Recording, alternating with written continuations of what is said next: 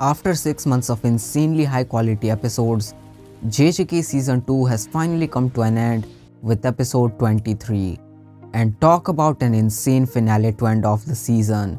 The state of the entire world of Jujutsu Kaisen is completely different from the end of Season 1, and the amazing direction in this episode perfectly conveys the insanity of the situation and makes it very clear that the series will never be the same anymore. Also, in case some of you guys haven't heard already, Season 3 has already been announced and they released a short PV for it, which will be linked in the description below if you want to check it out. Also, comment down below how many of you guys noticed the Yuta sneak in the opening for this final episode.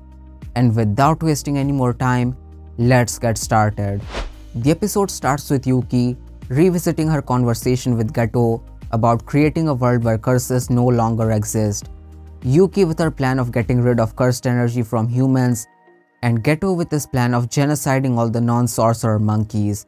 And interestingly enough, Brain-kun mentions that he plans to optimize cursed energy in the world, although his reasons for doing that are completely different from Yuki.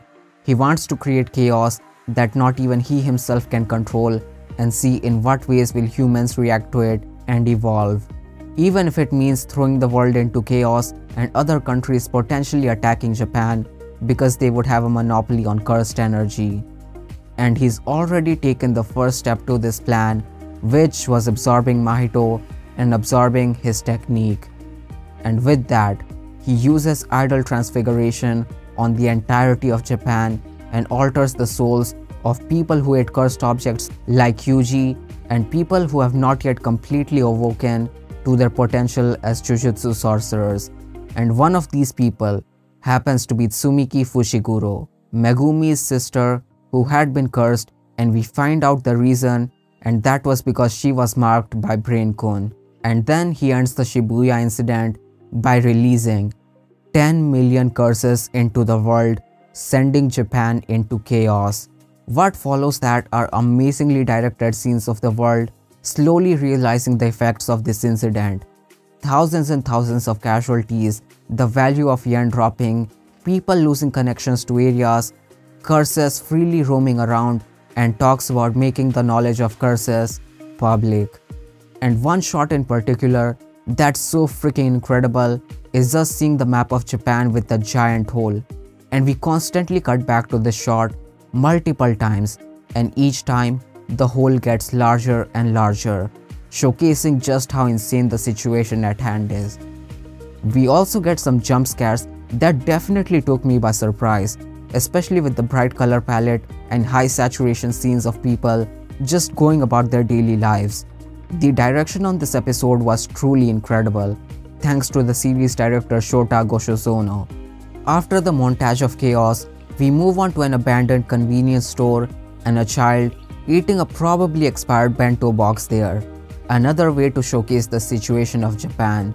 And as she's eating, she gets called by a curse to come out of the store, trying to lure her in. The girl runs out of the store only for there to be a curse waiting with its mouth open.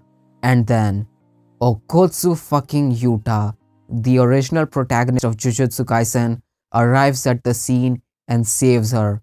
Also, an interesting thing to note about this scene is the fact that Yuta mentions Rika, and if you remember JJK 0, Rika essentially disappeared and the curse was lifted. So if you're confused about this, don't worry, you will get an explanation to this in Season 3.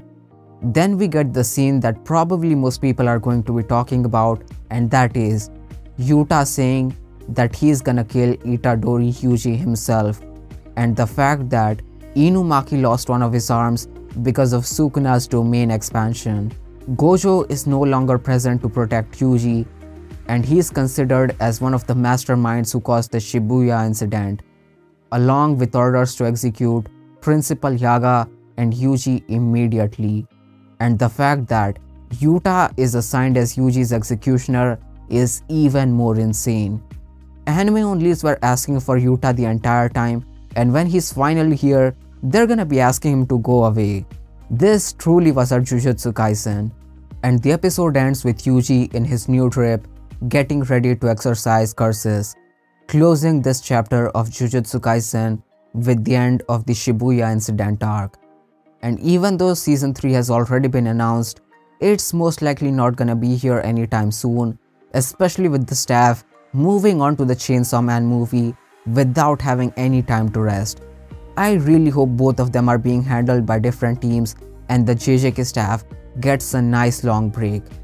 And I wanna end the video off with a massive shout out to every single staff member who worked on this absolutely incredible season of Jujutsu Kaisen. Thank you.